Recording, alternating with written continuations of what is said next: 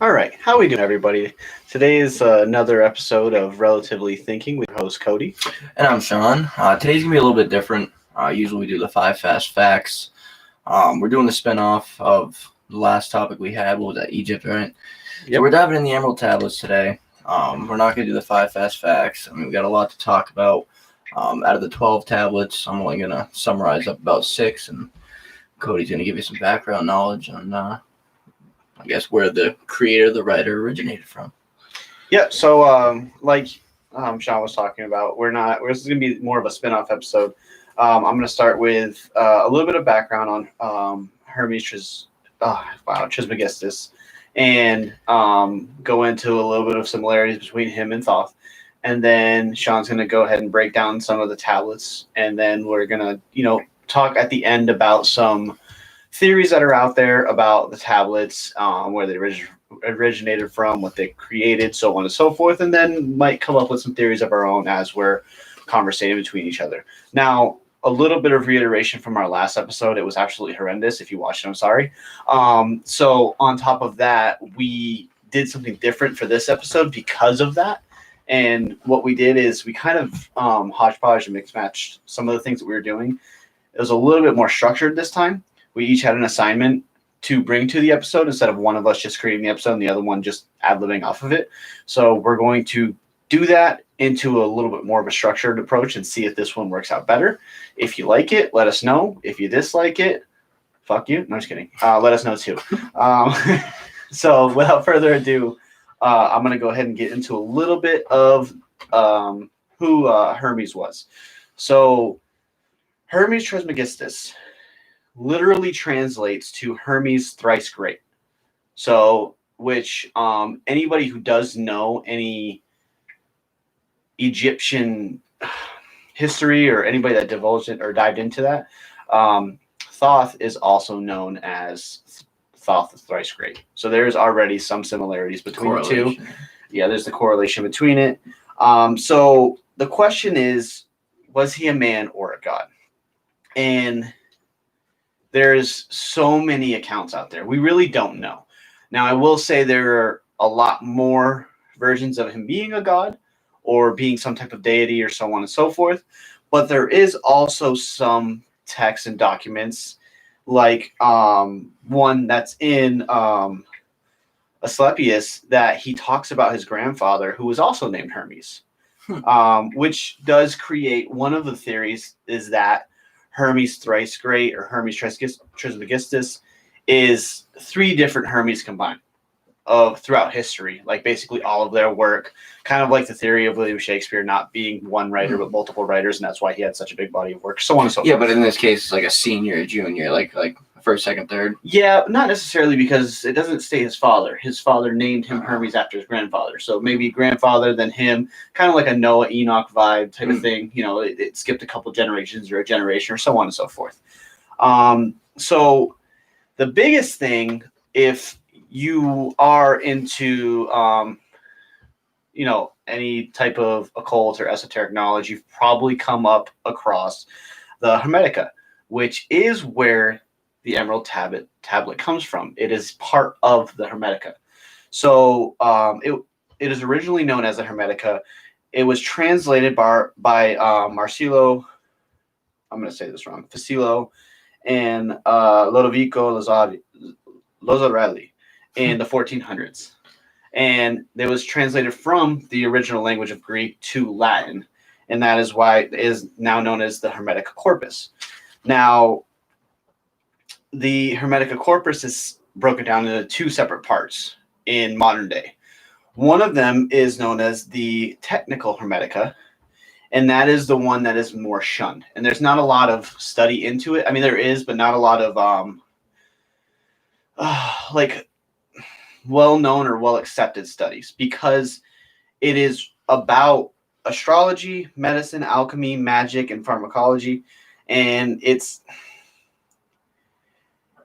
written in mostly Greek from around the 2nd or 3rd century BCE, but it's also like very anti-religious and very anti-Christian and Catholic, and it's for the most part shunned on to basically put into scholastic papers and create, good debate. It always gets, shot down in a lot of ways.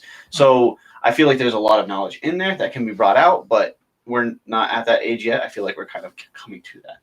And then there's the other side, which is the philosophical Hermetica, which is obviously the most studied.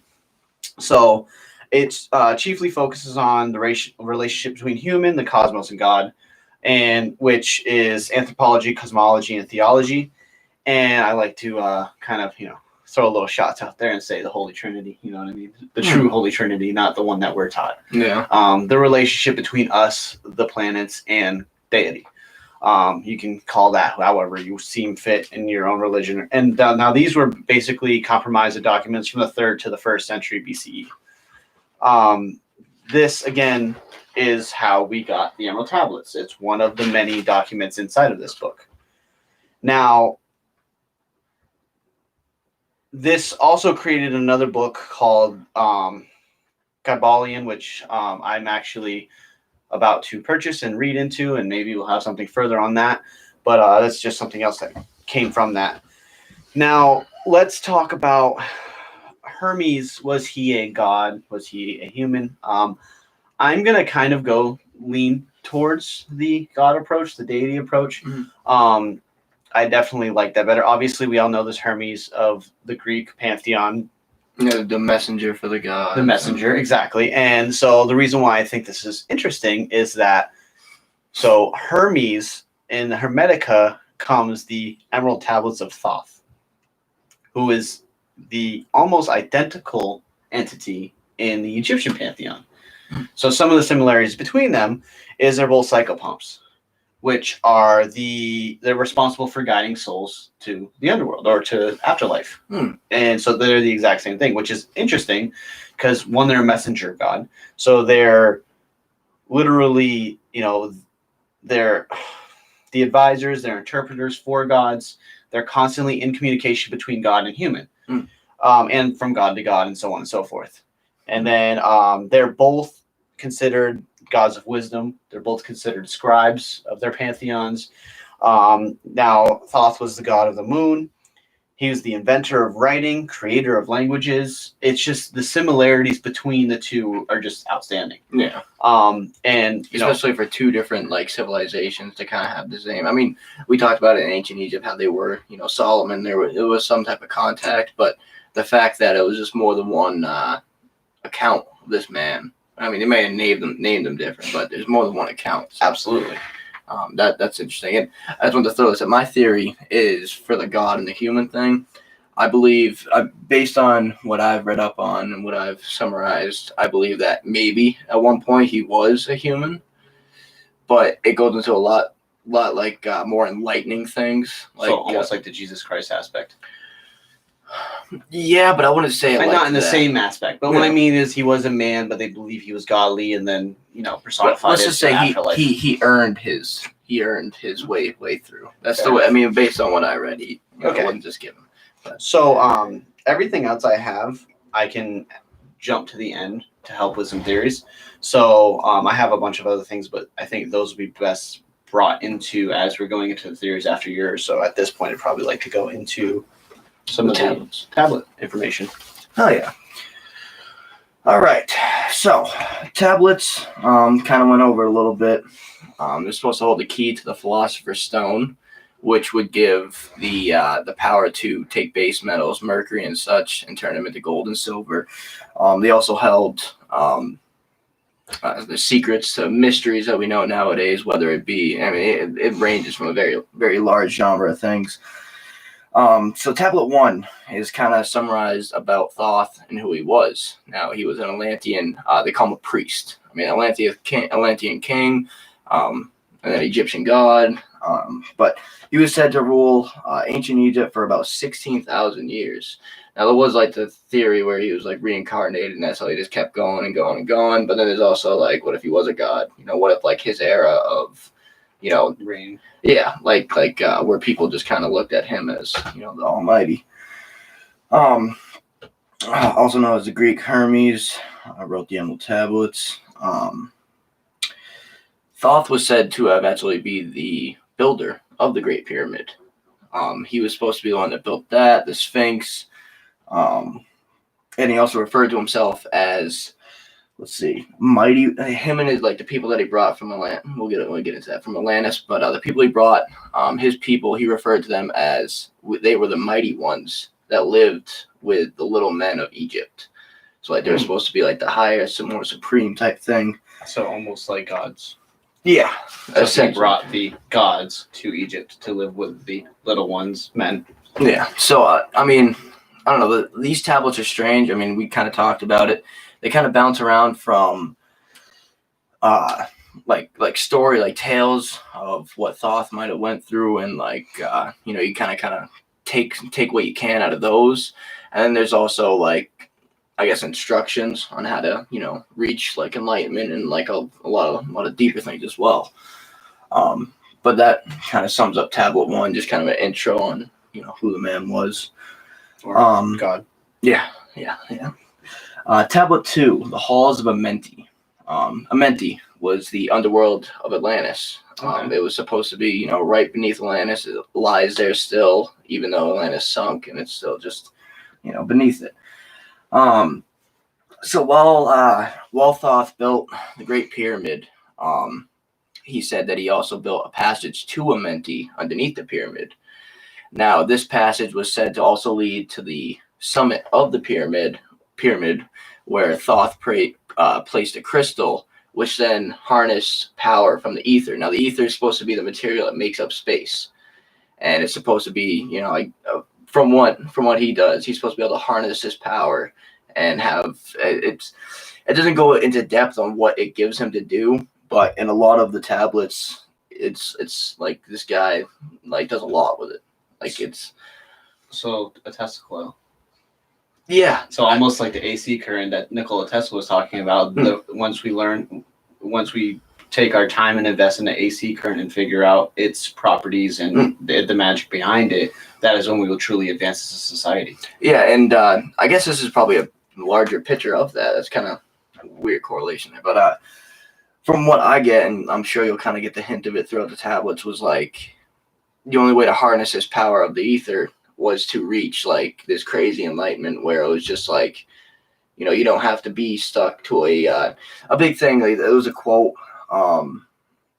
the only way to free yourself from bondage is to progress the soul solely, or something like that. So as long as your soul is progressing, you will always free yourself of it. It was something along those lines. It's interesting. Based off of one of the theories of the Philosopher's Stone is the concept behind turning base metals into gold and silver is because for the longest point in time, gold and silver was considered the most valuable products. And it's an allegory. The theory is, I'm not saying it is, but the theory is that it's an allegory. It's not meant to actually change base metals into gold and silver, but it's an allegory that you can, through processes, transmutate anything into anything.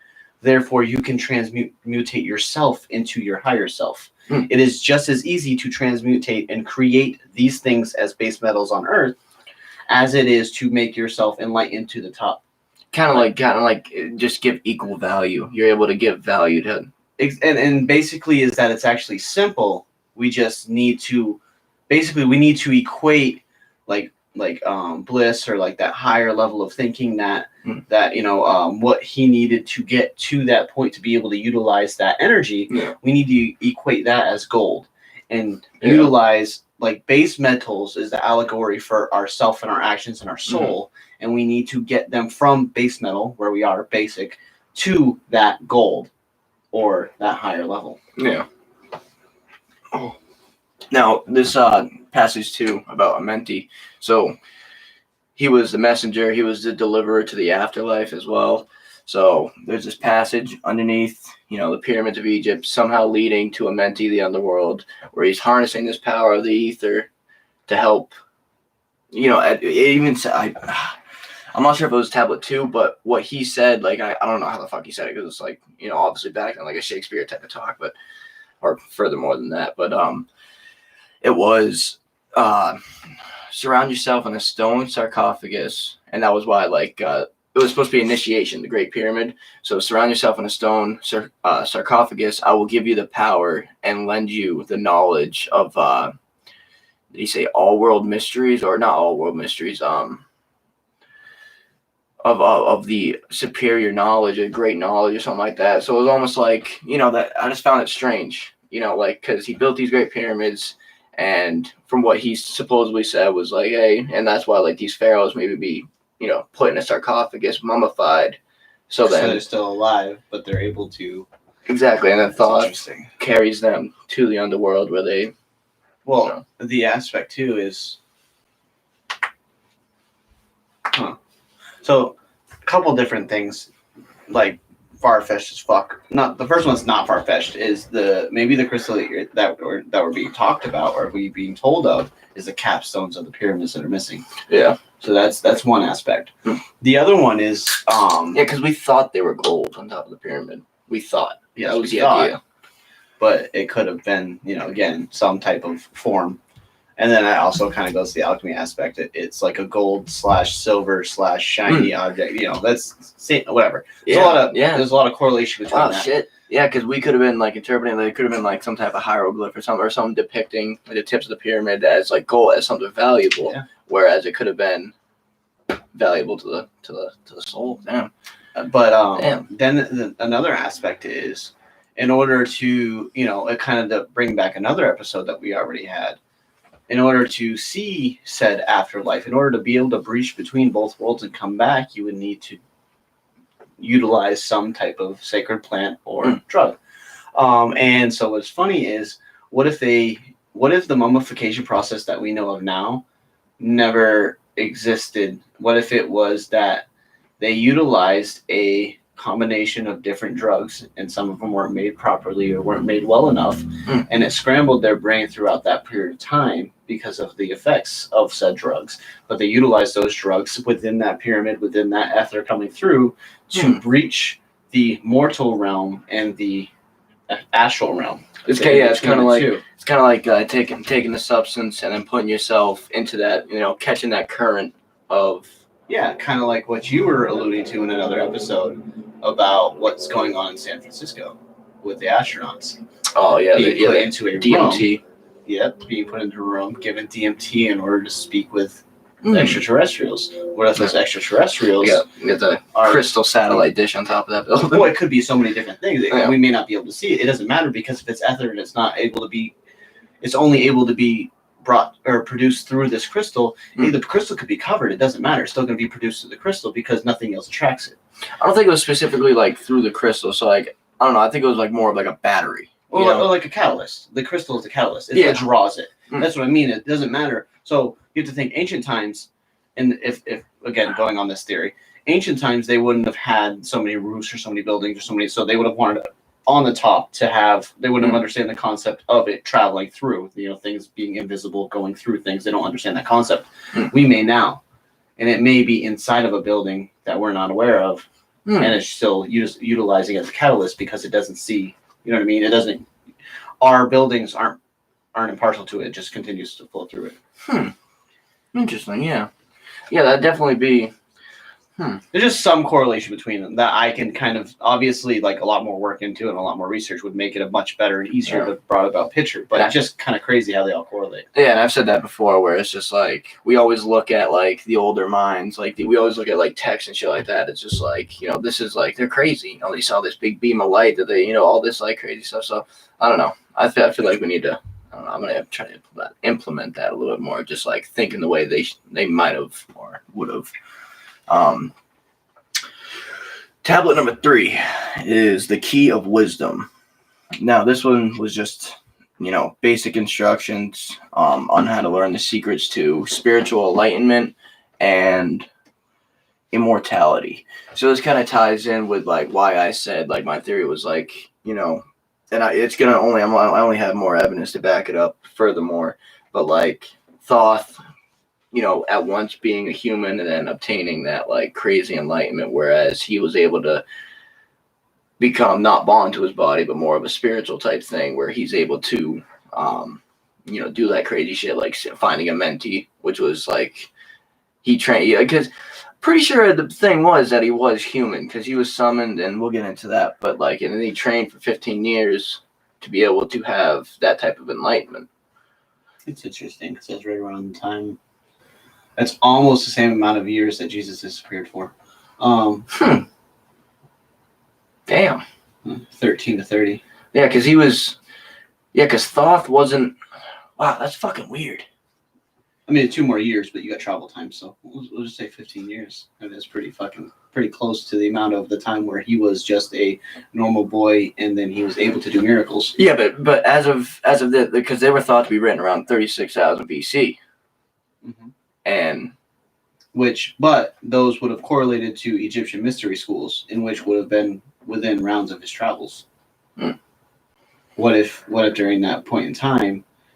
I don't know. This is a theory that I love. I love the theory that Jesus was a sorcerer, and yeah, like he trained for those 15 years just to become enlightened. Mystery schools. And then like he just like and that's how he was able to complete these miracles. Damn. Shit. I mean, see, this is what I was saying before we started. Like some of this shit, like if any of this is true, if anything like is solidified, like it doesn't make a theory. It just closes theories. It closes. You know, it's fuck. All right. Tablet 4. Tablet 4 is the spaceborne. So Thoth was said to be able to live and die as he chooses. So he was able to, you know, self-explanatory. So yeah, not self-explanatory. So think about it from like the aspect that you were just talking about, from the older mind. So think about it. Live and die would be appear and reappear. So that could just be he was able to, you know, transmutate himself to be able to be seen and being on this plane and being on another plane. So he's able to shift back and forth between planes, which in their eyes would have been live and die. Yeah, more than definitely, especially as a god too, because it goes deeper. All right. So whenever Thoth decided he wanted to die, it was said that he traveled through space and he's seen those who have conquered the ether, the ether, whatever you want to call it. These people that conquered the ether, they constructed a planet and they constructed cities made out of, and here comes those valuable materials, rose and gold from their minds. So they were advanced, you know, they conquered this. And this is where that quote comes in. So the only wisdom can free you from bondage. In the end, nothing else matters besides the progression of the soul. So wisdom can only free you from bondage. So like, I guess that kind of comes in with where he trains. So like you train for that 15 years, you gain enlightenment, and that's what frees you from a physical form and allows you to present yourself as a spiritual form. Which is interesting because there's a thought process that, again, if you achieve total enlightenment and everybody Abrahamic religious, just block your ears because you're going to fucking hate me for this. Again, it's just a theory. It's not mine. But there is a theory that once you become fully enlightened, you become godlike, a god. The reason being is that as a human, you are matter and mortal. You can die. Your matter can, you know, you can decompose, die, and go on. Your soul, i.e. mind, if, again, enlightened, is now immortal. So therefore, you are literally a god.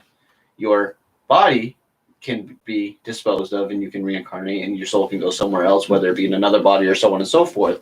So it is a rendition of God to where you have both the mortal and immortal parts. More of a mental form or spiritual form, whatever way you want to put it. I mean, yeah, I don't know. That's, I guess that's kind of something that I thought for a while too, especially experiencing with psychedelics. I mean, I never really thought that like, you know, my soul was going to be alive and my body was dead, but it was like, you know, that's kind of what you want to reach for. It seems if you're doing it for the right reason, if you're taking these substances for the right reason, you know, you're kind of just searching for that enlightenment, that wisdom. You try to gain more and more and more. It could be human nature that you just want to get to that point of where, you know, all knowing and all. I mean, not everybody can be like that, but yeah. I mean, and even all knowing is not necessarily a plausible virtue, but like, you know, sensible. Like, just even I mean, I would equate all knowing as to being on a plane of all knowing of one's body, of more than one plane. I don't even know. It's too fucking vast. All knowing is just such a huge category. Yeah, and that's where that godlike thing comes into play. Yeah. Tablet number 5. Now this is a larger one. So this kind of brings it back to how Thoth came to be, what transpired. And now we did the Atlantis episode where the king of Atlantis, it was supposed to be Poseidon. His son Atlas, firstborn, was the king of Atlantis, had his 10 brothers who ran the 10 different kingdoms. And this kind of spins quite far left from it. So the dweller of Uno, I want to say it's Uno, it could be Uno. This is a guy by the name of Master Horlet. Now, did you bring up something with Master earlier? No? I don't believe so. Okay, then it might be deep in my notes. But this man, Master Horlet, was not of the race of man. He was, supposed to be something, far superior. He created all 10 kingdoms, and he assigned all kings to those kingdoms. And in each kingdom, he created his own temples from his mind, and then he assigned teachers there, whereas they would... See, this is where it gets weird. Mm-hmm. So he assigned teachers there, and he was said to be able to take the power from the ether, and he used that power to create forms. And it didn't really say like human form, but it just said create forms. Okay. And these forms, 3 of them were created into messengers from the Master Horlet to the kings of Atlantis. So it was kind of like that God, like the messenger from man to God type thing, almost like a Hermes type situation. The Holy Trinity. Yeah. So it was the 3. So then these messengers, they find Thoth. They tell him, hey, you got to come. You're going to come to these temples, you're going to train 15 years, you become very enlightened, so on and so forth. So now a lot of these Atlanteans went to these temples because obviously Master Horlet was supposed to be like the big guy. So they're going to go to his temple, they're going to worship, and they're going to, what's the word I'm looking for? Practice, what he says to practice. So apparently some of them got too overwhelmed with the gain of knowledge. So they all knew of Amenti, the underworld. So a lot of these people tried to go to Amenti to gain greater knowledge. And doing so, they destroyed their own land by, attempting to go to the underworld. Being too greedy. Yeah. So as the land's falling apart, Master Horlet comes to Thoth, says, hey, you need to get the 10 kings and you need to go over to Egypt. So, and this is the strange part, a literal spaceship. So he takes the kings into his spaceship, flies them over to Egypt, and they kind of start their whole reign as the gods over there. And it's said that supposedly Thoth's spaceship was supposed to lie underneath the Sphinx. And we kind of talked about that, but and this is another one of the things where it kind of like solidifies some of the theories that go around nowadays. Because if this is true, if the Emerald Tablets were real and this was a story that did happen, then it's like it kind of gives closure. Because we only find out the Sphinx is far older than the pyramids, and then it becomes thousands and thousands. I think it's I think they date it with the water erosion now, 16,000 years ago, which would be 14,000 BC. So there's obviously some more predating because now they're finding that the layer that covers the Sphinx, there's an older layer tucked underneath it. It could have had human hands. So it only just keeps dating back further and further, which also, it's like a good double-edged sword. Mm-hmm. It's productive in both sense because then it provides backup for the Emerald Tablets, also provides backup on the Sphinx itself and how the origin of it, because we don't know what No, absolutely. And then one of the things that I brought to you is that it could also show an elongation of pyramids eventually as well. They could be much bigger than we believe they are. Yeah, that was a thing too. The temple for Horlet, Master Horlet, was said to be miles upon miles long. So there was 10 of these temples that were supposed to be miles and miles long. And that could go into the Pangea aspect of why there's so many pyramids across so many different continents. And how they're all aligned, how they're all could have been similar. At one point in time been miles and miles long. And then as the planet broke apart and the tectonic plates pushed them away from each other. Because I believe there's 4 pyramids in Antarctica. Really? And then it's 4 pyramids in Antarctica, 3 in Egypt, 3 in South America, and then you got Asia. Asia as well, India or something. Just interesting little, side note. All right. Tablet 6. Now this is, I honestly didn't think we were going to go through these this quick, but This is the last one I had summarized for this. The key of magic. Now, magic in this sense isn't just like shooting lightning bolts or anything. Like the way they put magic Not was Hollywood magic. Yeah. Not the magic everyone would think.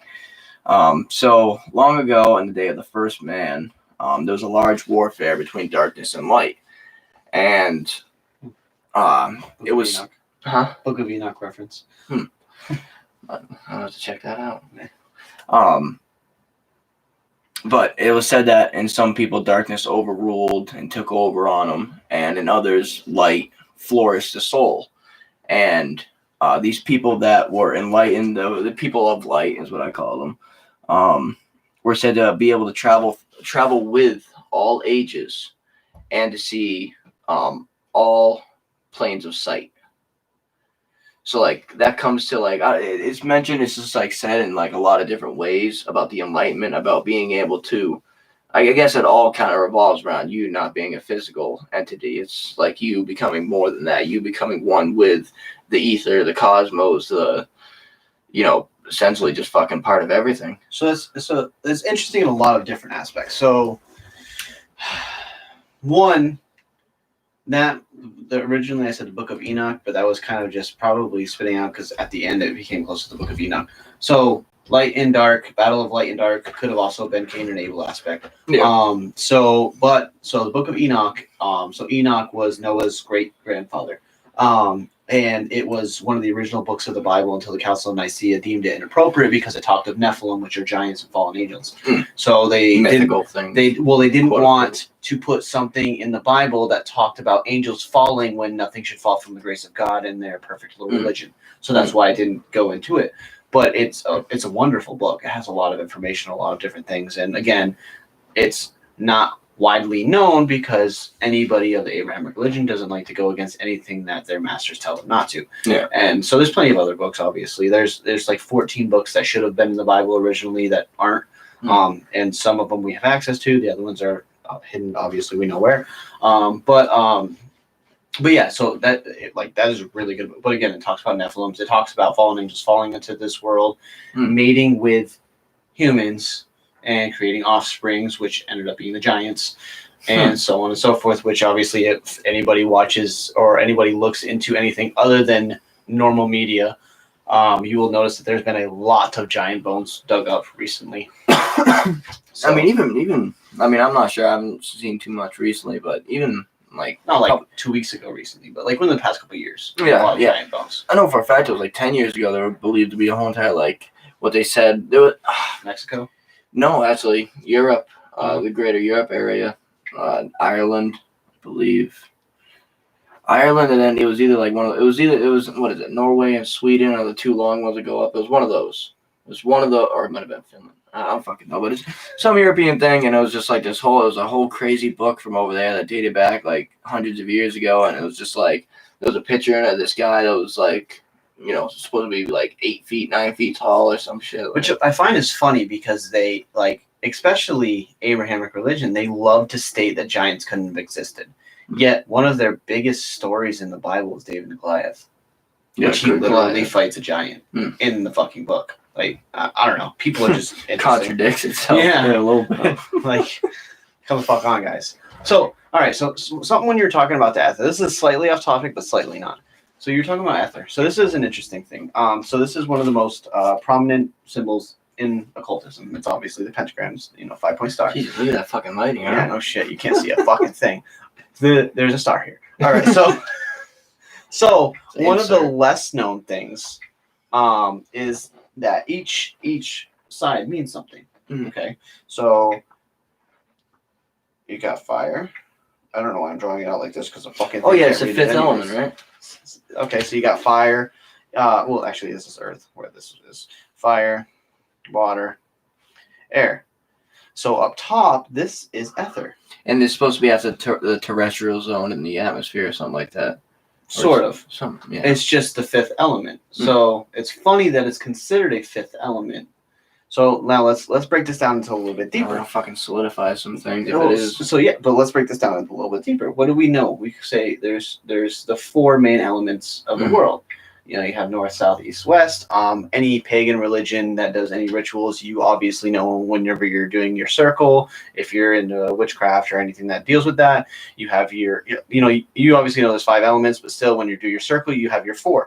You have your cross. You have your air, earth, fire, water, and there's your holy circle. But and that's basically what the whole bottom section of the star means. And then you have your top, which is your ether, which is above their mind, above another dimension. It's in another dimension, but it can be summoned into one whole, which could be enlightenment. This is you. This is everything around you evenly. Enlightenment. It's just, I don't know, something that I was thinking of in that aspect. Yeah, that is definitely rather interesting too. I mean, it's kind of strange how, like, no matter, like, what, like, you do, it all ties into the same thing. Well, what caught that with me was, one, I've already known that this is called spirit. But when you said it connects us in all of space, all of space is above. It's also always put above on the star. It's above the other elements, meaning in a higher plane. Also, spirits almost always are considered to go up. Your soul goes up after death, afterlife, above us. Even in Egypt, what the fuck do they call it? Dual in the Orion's belt between Sirius and Orion that we talked about last time. The dual up. The ether is above us. How do we pull that energy down? So that's the key. I don't know. Yeah, that's shit. I mean, that's fucking. I'm not saying it is a key. I'm just saying it could be in that. Yeah, I mean, fuck. It's just so strange how, like, no matter what way you say it, no matter, like, how many times you see it in different cultures, it just always seems to, like, be the same thing or mean the same thing. The intention is the same. That's the problem with us. Like, we look for. Okay, so like, we're looking for answers behind us, which is good. But we refuse to see them. We want to do one thing. We want to quantify it. We want to analyze it. And we want to put it in a box. But we want to look at similarities and differences of other ones. But things grow and progress. Why are we not taking things from all of them and creating and making better? We do that with technology nowadays. This works really well, but it sucks with this. So let's make this better and let's see what happens. And then it continues and it unfolds and it creates a better product. No. Why are we not doing the same fucking thing? We should be looking. So at some point in time in our past, people got it. Like there was a higher enlightenment. Now, granted, they also had, years and a lot of time to do things because they weren't as distracted. Which, thank you, Catholic Church, for that. The more we're distracted, the more we don't search for these things. But not just them. But sorry for that. But it's just like we can utilize some of these things through ancient texts, but we shouldn't live in ancient texts. We should take certain things and try to find a way to recreate them in our time.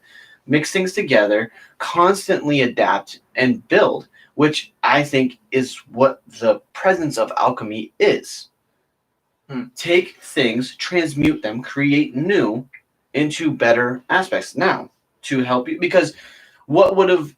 Okay, so this is really bad to say because I don't mean it like this, and I don't know the words to say for it. But yes, in theory, what would have enlightened somebody in ancient Egypt would enlighten us now.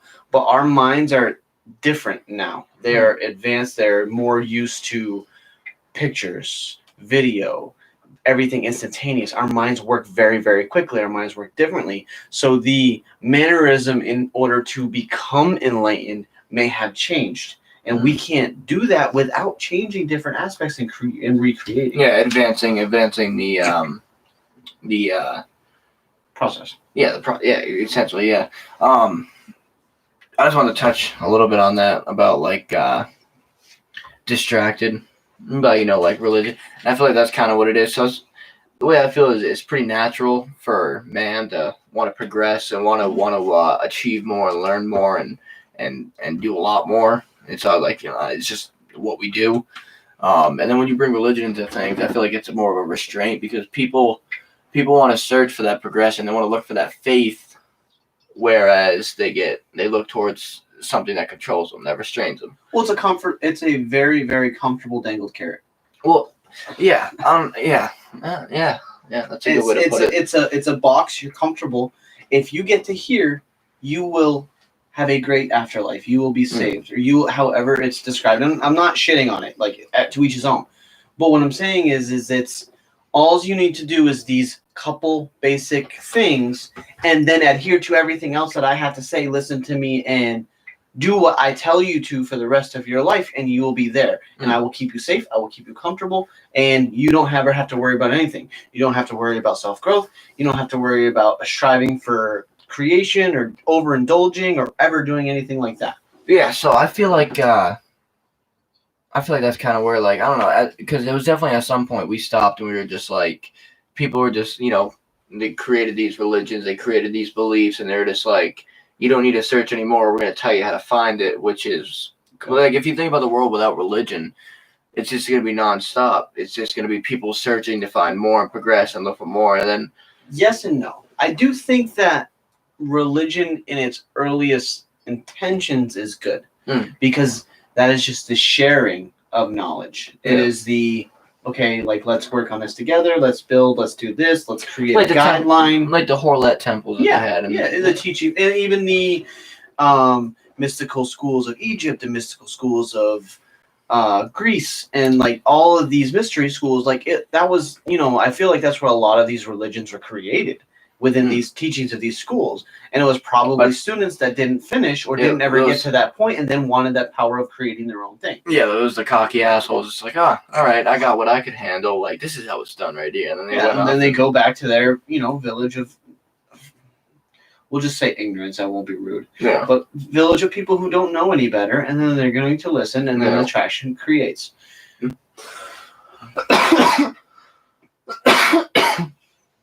I mean, yeah, I don't know, that seems so much more probable. I mean, I'm not, like, who's to say how they thought back then, but if I can, like, think of a number of people that would do that exact thing where it's just like, hey, like, I know about this. Like, I kind of have, like, this thought process. Like, if you guys follow me, like, hey, we're all going. And we're all, like, we live in a world of hustlers. We live in a world of swindlers. We live in a world of people trying to get everything out of somebody else at all points in time. It's just the world we live in now. So, I mean, obviously, it's easier for us to see people as manipulated because that's what our whole life is. Now, back then, when everybody's going to be so trusting and trustworthy because that's all you have is word of mouth, and you're literally, everything is coach and buggy and just walking on your feet, and that is how everything's word of mouth and papyrus and all that. But a lot of people, even in these villages, you have people who, if they were not highborn or royalty, they wouldn't have known how to read any fucking way, whether it was on papyrus or not. So it's all of what's told to them. It's all of what's being spoon-fed. So it's very easy to manipulate a population, especially when they're in fear. Well, even without fear, you're basically you're consoling them. You're creating a religion, telling them no matter what happens here. So what if the thieves rape and pillage you? You'll be safe because you did this, and your soul will be safe, and you'll forever. So just continue adhering to me in my little village. Pay me my taxes. Do what you need to do. And if I can't keep you safe here, I will keep you safe after you're dead. Yeah, and I think, I don't know, I kind of like the fear idea, though. It's like, because now it's like, back then people had no idea. They were just like, oh, like, this is this, and like, why am I feeling like, there was a lot of, like, things that were happening that they didn't understand. So it was more of just like, oh, like, the power of the gods, and then that's kind of where the fear of the gods became. And then it's just like, oh, like, this man knows how to practice and worship this guy. When I think, like, he just killed my brother, I might as well do that, But, like, you said it earlier on how we're kind of straying away from that religious aspect, and nowadays it's become more of a pretty blatant, like, everyone knows what's going on. To an extent. Yeah. I mean, the knowledge is quicker. Yeah, and it's like, it's people aren't sitting there and they're just like, oh, like, I'm scared because I don't want to go out and catch the next. Oh, COVID. But it's I don't know. We don't like. I mean, there is people that put 100% of their faith into their religion, and at times of desperate need, they always go to their religion. But then there's other people that are just like, well, like what, like I don't want to say real, but like real. Like, there's, like, people that, like, need the factual shit or go based off of the fact. I mean, shit, like, I definitely take a factual outlook to it. Like, if Biden gets on the news and just like shit, like Chinese hate me now, like there's nukes on the way. Like I'm gonna believe there's nukes on the way. I'm not gonna go to God and pray and hope that he, stops those nukes. I mean, that's fair in an essence, but I feel like that's where the corruption has brought us to. Yeah. You know what I mean? I Well, don't think that was the initial creation aspect of it. I think that's just where it has come to. Yeah. For example, like the story, it's not a story, I'm sorry, but like in history, the fact of like the Templars created the first banking system, and the first two people incredibly indebted to them decided to call them heretics and devil worshippers and kill them on Friday the 13th. That being the Catholic Pope and the King of France. The dude that couldn't cough up that $20. They didn't want to cough up the money that they owed to the first bank. Yeah, now we're supposed to, cough up to them now that they're the bank. It's okay. But anyways, that's neither here nor there. But it's just it's not. I don't think any religion, or even any religion at its core, is meant to be the way that it is now. It's just corrupted by man. Yeah. So when I'm talking shit about your religion and you get butthurt and upset, I'm really not talking shit about the fundamentals of your religion. All of them are based off of pretty much the same principles. Be a good person. Be moral. Be ethical. Do the right thing. Don't kill people. Don't do stupid shit. Like, it's meant for the right reasons. It's just that it's been manipulated by man over the years so much to promote fear, to create control, to create slavery. And we just, not we, but most people just unfalteringly, yes, okay. You know what? My parents were Catholic. I don't want to upset them. I'm going to be Catholic. My mother was Christian. I don't want to upset her. I'm going to be Christian. I'm going to be Baptist because my father's Baptist. The cycle has to break. We have to start to think for ourselves. And I'm not saying that you can't be Baptist. If that's what calls to you, go. Do it wholeheartedly. But realize that it's for you. Stop allowing men and women, but stop allowing humans to dictate what you do and what you worship and what you believe. It is your studies. It is you and your sacred text and what you get out of it. If you think it is this way, it is that way. Nobody has the right to tell you because it's all an allegory. It's all of how it talks to you at that point in time and what you can get out of it. Yeah, I don't know. It's kind of making me realize how much more and more, I just hate religion altogether. Because the way I see it, there may have been the good intentions at the beginning, but the way I see it is it's much easier putting your faith and believing into something that is being told to you rather than, you sitting there. And it's like, I don't know. What would you rather hear? Hey, this guy God's going to be waiting for you. You must practice. He has these guidelines you must follow. Or hey, we don't know what's out there. Best of luck. So devil's advocate for you, which I agree with that sentiment of what you said. But devil's advocate for you. Do you believe that Thoth existed? I mean, essentially, he was supposed to be a god. He was supposed to be, it all kind of leads. But I don't think... So where I'm getting to that is that I fully believe the Abrahamic God exists. The God of the Bible, the God of, Catholicism, Judaism. So maybe it's more... I believe he exists. But is he a god? No, I believe he is. I believe he is a god. I believe he is a deity. I believe that he is perversed by man into us thinking he is something that he's not. And I'm not saying he's not all powerful. He may be. I don't know. I can assume that he is because in my theory, I think he's a thought-based creation. And the more that we pray and the more that we give him offerings, therefore he becomes stronger. And he has pretty much the biggest umbrella of population of the world. So he's probably the all-powerful deity if there is, and they are thought-based beings. Just a theory. I won't get into too much of that right now. But so I do believe, and I don't believe he is benevolent. I do believe, he intends to help people. I believe there's a symbiotic relationship. You help me, I help you. You give me power, you give me thought, you give me energy. I will give you things in return as well. Not to the extent that you want them because you're a crybaby bitch and you want everything to be done in your life easy as hell. But the big things and where I can help you and so on and so forth. And I think that's the biggest thing with religion. Religion constricts that to a guideline. Whereas that's supposed to be, so in the old religions in paganism, it was you, deity, like this, I'm going to give you this because I want this in return. Now, it doesn't always happen the way you want, but that's how the belief is a barter system. I give you energy, I give you substance, I give you the things that you enjoy and that you like. I carry your name on. You give me something in return as well, and we live off each other. I think based off of the perversion of a lot of the Abrahamic religion, that's the opposite. I believe there's a lot of give or a lot of take and not much give, and you can't blame it because if it is we are in his like image or its like image, then it would continue to want more and continue to take what it's given. Why wouldn't it? And then it wouldn't want to give it up. Yeah, so this is definitely where we get to the, I wouldn't say debate, but this is definitely where we get to the split sides.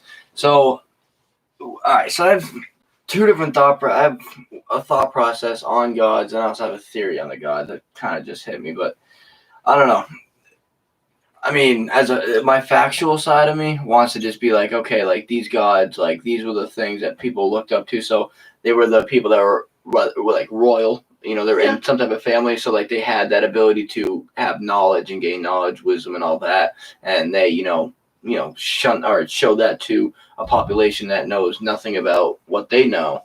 And then they become a god. They know like this all, and that's a way that, I think it could be depicted on like what gods are, but I don't know. I'm not even solidified on that. But my theory, though, now what do you think about all gods being an allegory themselves? So that's a big theory. That is a well-known, that's a vast theory. It's not like a physical form; it's a thought process. Well, and that's where I get my thought-based. That's where I was kind of alluding to my thought-based creation. We create it. It's kind of like the Slender Man approach in a very small aspect. So Slender Man was created as a joke. It became more and more traction as people started to look at it, and then it became believable. People believed it, and then people started seeing it. Thought-based creation. So the more power and the more energy you give something, the more adeptitude it is to be created. Because we create, and what we don't realize is how strong our mind is. Our mind literally creates things. And not just, I mean, people do it in artistic approaches, people do it in everything, but if you truly, whereas perseverance and all these other things, it's the law of attraction. The perseverance and all these, if you focus on something very intently and you strive to it and you strive at it every single day and this, that, and the other, for whatever reason, I'm not going to attempt to know the fucking universe or the way things work, but it generally happens. Our mind will create things for us. It will allow things to happen. And that, I think, is where all of these things derive from. That's so fucking strange because it you see that exactly right there as in so many different aspects, just to giving the energy to make something come alive. You see that in so many things. It was Stan Lee. Stan Lee fucking said, if anybody ever tells you your idea is stupid, don't listen. They just don't understand. He literally created life. Exactly. In his comics. Due to the energy and the power that he put into that, and that definitely goes a fucking whole lot of way. And I can imagine it as the human species does evolve. I mean, you think about it, ancient times and whatnot. They'll learn into oh man, I even do it now. Let's say as an example, at work, right? There's it's hard to get something, it's hard to move something. You're gonna find a way around it, and just be that's a cool way to think about it. Go through that way. So the water aspect. Water takes the path of least resistance. Yeah. Finding the most thorough way to go about something, and that's probably where they spend their time and energy, and then it's damn, we got this down to a T. This, and then it's now maybe this, I'm not sure where that transpires to a god maybe being depicted out of it. I'm sure in some way or another, it's very likely some thoughts came about where it was just this guy's talking to me. These thoughts are appearing in my head because of somebody higher above, which it could have just been a natural evolution. It's not something that I will share on this yet. It's still personal. We're not that close yet. There was an instance where I may or may not have had an experience of meeting something. So yeah, something. Yeah. So we'll get into that off camera, but it was pretty. Yeah. I don't know. I mean, and I can imagine it was in a substance related situation. To an extent, yeah. Yeah, so I don't know. I've always thought that as well, and There was times where there's like that unconscious conscience. You know what I'm saying? Like there's like, I guess that could very well be that enlightening side of you. That could be like that soul that you just keep building up, and like maybe it's two different. Yeah, that's a fucking theory right there. Maybe it's just like two different minds. You release the bondage of a physical form where you let emotions and you let things like that alter your thought process, and you let those things get the better of you. Whereas the whole time you build up that soul, you build up, you enlighten the soul to free, or you gain wisdom to free the soul from the bondage of a human form. Whereas you just all pure. I wouldn't say all pure, but I get what you're saying. There's a thought process of like the different theories of like the tree of life. And the Kabbalah utilizes it, and it's too fucking late. I can't think right now. But have you ever seen the? So they call it the tree of life. I've heard of it. I haven't it hasn't been. You have the 10. I suppose like a little oak tree or something. No. You're thinking of Yggdrasil, which is the Norse version of the tree of life. Kind of looks like this, and you have like you have Malkuth down here, Kether up here. You have Chesed over here. It's the different. So like, there's so many different approaches to this. There's a thought process of the chakra system. There's a thought process of the different energy points. There's there's so many breakdowns of this, and one of the theories is of you have to go through each. So in Kundalini Rising, which is in I believe the Buddhist religion, it's like what they tried to get to be enlightened. Kundalini Rising is literally the serpent going through and enlightening every single one of these, and it's also through the chakra, enlightening all your chakras. And once it gets to the top, that's when you're fully enlightened. Once you get through all the gates. So it's definitely 10, right? Yes, 10, which is funny because the 10 kings. But that is rather interesting. Yes. So it just all of that just I don't know. I feel like there is definitely a way to get enlightened, and then you can go to the theory of we were talking about not last episode, but the episode before that. What the fuck is the name? That elixir that I was telling you about from ancient India, Soma. Oh, yeah. To be enlightened. There's also the theory of maybe that there is 10 different sacred plants to create the enlightenment, and as they hit you at different times, you go through different gates. Now here's my theory, because you did bring up the 10 kingdoms. So these 10 kings that he brought, what if they were what he learned for those 15? What if those, it's an allegory? The kings are the allegory for the gates. Exactly. Of enlightenment. Yeah, exactly. See, now that would... Fuck, dude. Fuck. All right. Do you want to break down? Do you have a theory solidified? Do you want to get into the theory? Or you want to go on a little bit more? I don't know that I have a theory solidified. I will bring up that obviously there's an Atlantean origin theory as a widely known theory. Now there's a theory that Hermes is Enoch, which is the grandfather of Noah. Yeah, or that he is Noah himself. One or the other, that it's just a different, language barrier, different thought processes. They're thinking of the same person. And then the big theory is that he is the teacher of Moses. And then that's where Moses comes in with one of them tablets. Yeah. That is rather interesting. Now, the Book of Enoch. All right, wait. So Noah. I want to go back to that. So Noah, what do you mean? Like which Noah? Like the biblical Noah? Like the Ark Noah? Yeah, So the biblical Noah's Ark. His great grandfather is Enoch. Okay, so it was either the father of Enoch or which was Noah. Interesting because now something that just hit me with that theory. Skipping Hermes, my grandfather Hermes. Hermes could have been like a name for like a priest or like of somebody of above average aptitude. So I don't know, and then the other two things, just a side notes. So it is the Hermetica is directly linked for creating two different. Some people call them cults, some people call them religions. They're occult-ish, and one is the Brothers of the Rosicrucian Order, and the Hermetic Order of the Golden Dawn, which I think both their teachings are rather interesting. So Something I that would was definitely like to look into further. I've definitely been interested in the past about both of them. that was what you brought up in the beginning about the physical, and then the one that's kind of hidden that we don't really know about, the hermetical corpus. No, so Hermetic it's the same. corpus? So Hermetica Corpus is the translation. So you have the philosophical and the technical. Those they believe that the technical version spurred off both of these, which is the alchemy, astrological, And those are the ones that we don't really hear that we about. don't study about. That we don't really study. Yeah. Well, I think I have somewhat of an idea, I guess, of,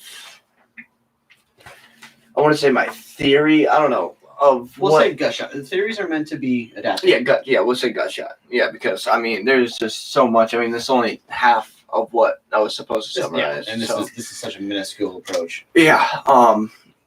I mean, I think, like I said in the beginning, I think at one point Thoth was human. I believe that it was just basically, it was the path of just extreme and like it was a path of achieving that outer body experience without dying.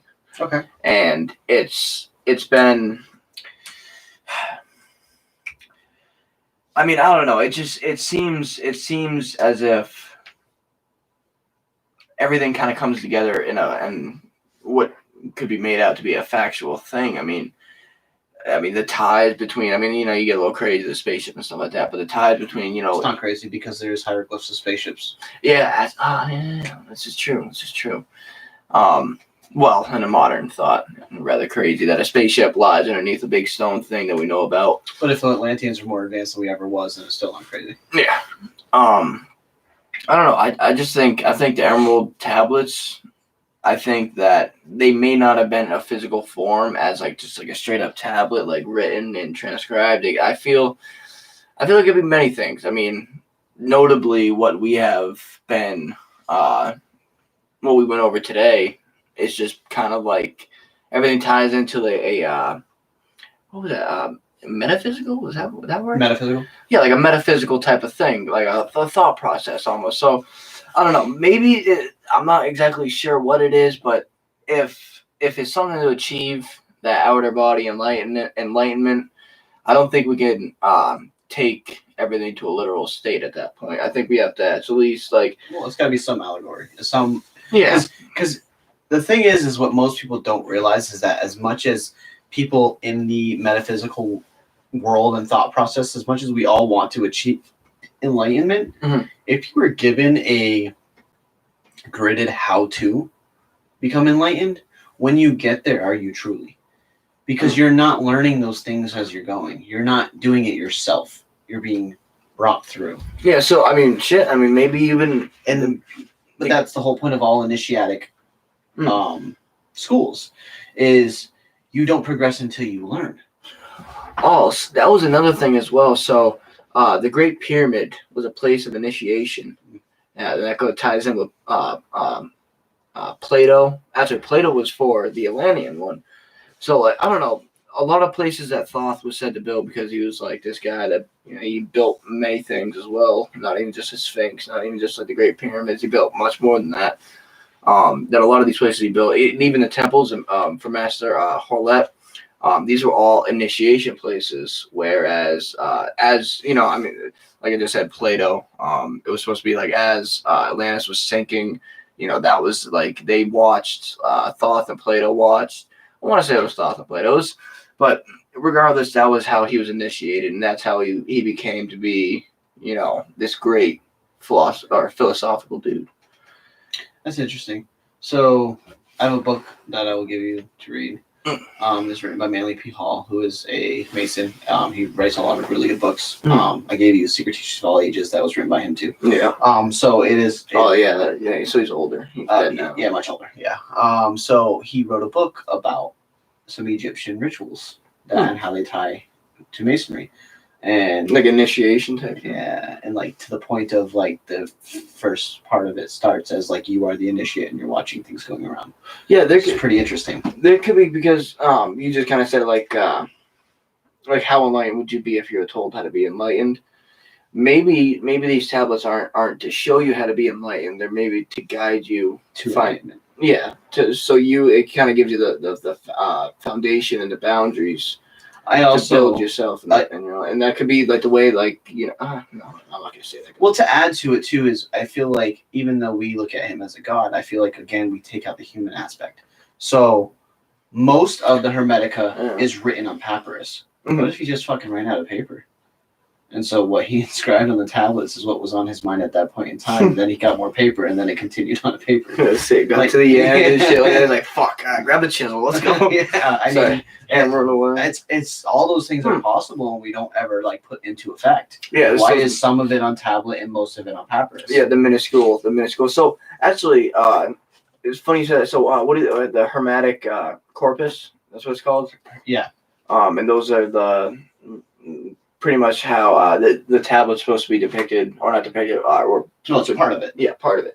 So it's funny that you said that because what I read, people that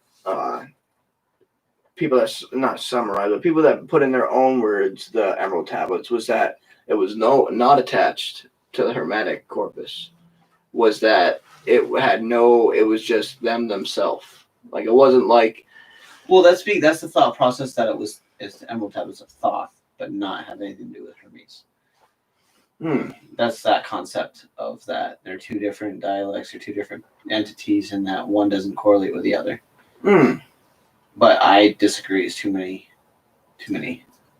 Well, I mean, what if it is two of them? What if it's one that's technical and one philosophical?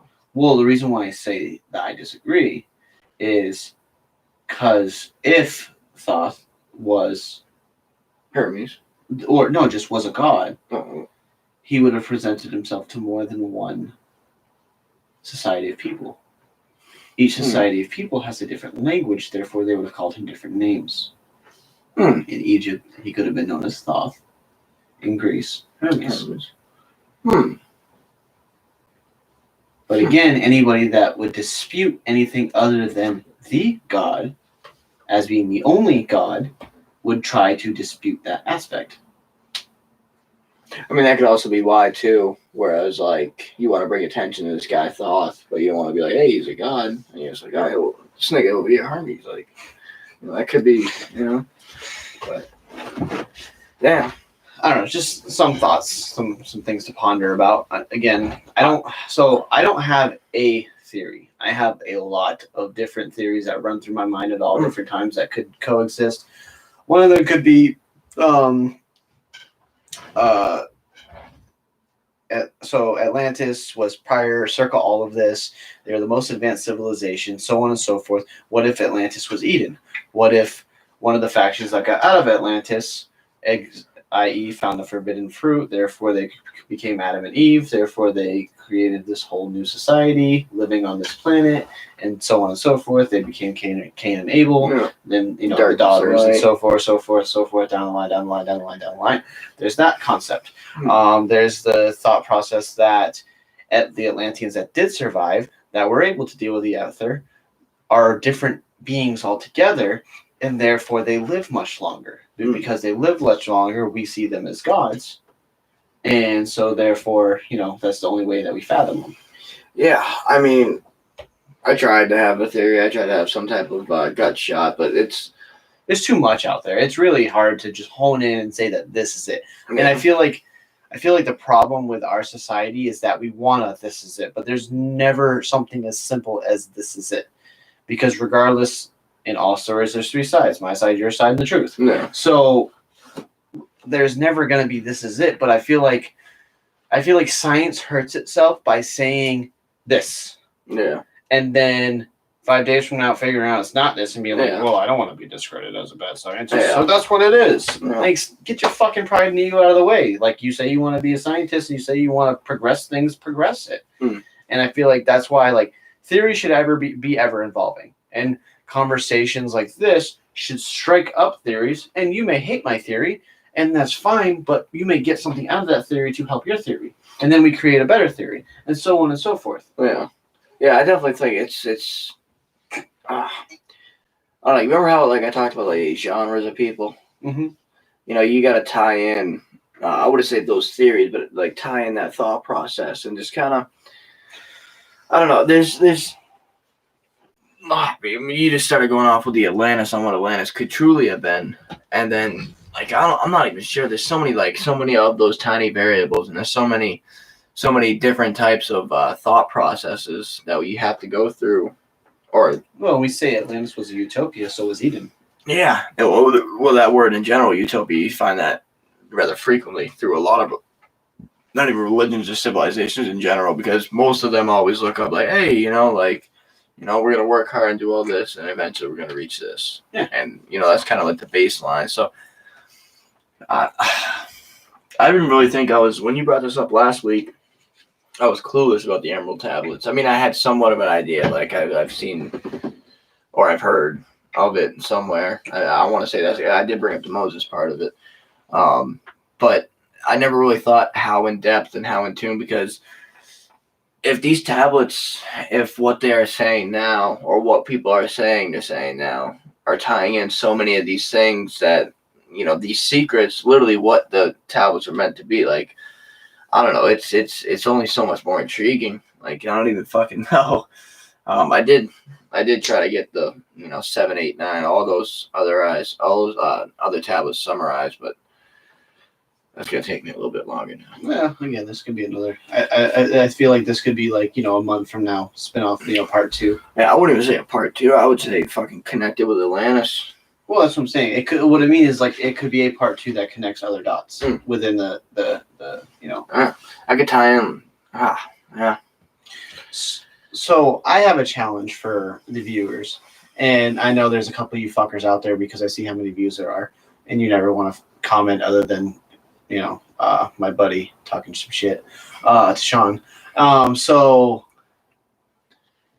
what do you want? Not next week's episode, because that's not going to be doable. 2 weeks from now, challenge for you guys. What do you want to hear? What topic? Anything. It could be as dark as Satanism, Gnosticism, demonology, or as light as, I mean, I don't really know what's light nowadays, but anything, literally whatever you want. Yeah, it's light in a way. You could be bad trip. So the challenge is leave something in the chat. If there's only one of you that leaves something, guess what? We're going to talk about your fucking thing. If there's a couple of you, we'll pick and choose, and we may even try to do a hodgepodge and hit on everybody's. So that is my challenge to you guys. So hopefully touch base on everything about it too. Yeah, as much as possible. Yeah. And it could create more episodes. And, if you do it, what we'll do is on next week, we'll announce who. So you have from this point in time till next Friday. On next Friday, we will announce who we've picked, what we've picked, and we will give you 2 to 3 days to give us questions or even theories from you, and then name drop you and put your theory out there and also discuss that to add a little bit more interest in it. Yeah, so it's always good to hear another thing. I mean, we've talked. It's going to take a lot of thought process to kind of, because you never feel comfortable with just saying a theory. Yeah, there's no comfortability. I mean, for me as a factual, I like that. I'll call myself a part factual, because a lot of I don't know. Facts are biased. Yeah. Yeah. That's very much true. I mean, how much do we even fucking know? It's a fact to me right now because it's what I figured out, but it could not be a fact altogether. Yeah. The fucking world isn't even true anymore. Nothing is. So everything's a lie. On top of that, we do currently, to progress the show and make it better, we do have a package being built with some social media material and some professional logos and stuff like that. That should be done before next episode. So with that, we will create like a Facebook page and something else with it, so that way we can be a little bit more ahead of, hey, the show will be at this point in time. Hey, and then you will be able to know instead of this crapshoot bullshit that we're doing right now. So I think what we'll do is tentatively 9 p.m. on Fridays is going to be showtime. That will give us ample time to, because sometimes work runs late, sometimes life happens, but that will give us ample time to knock down everything. So tentatively 9 p.m. from this point forward every Friday is showtime. If anything changes, when the social media comes out, which it will be created before next show, but we will obviously put it into the next video, so that way you can like, share, talk your shit, do all that you want to do on it, and you will be updated from that point further. Oh yeah. We can talk a little bit more after we're done with this, because I'm very interested in that, shooting tweets and shit. Yeah. Fucking piss people off. That being said, though, I'm Sean, co-host. And I'm Cody. This is Relatively Thinking. And we'll see you next Friday. Fucking mouse cursor all the way up there.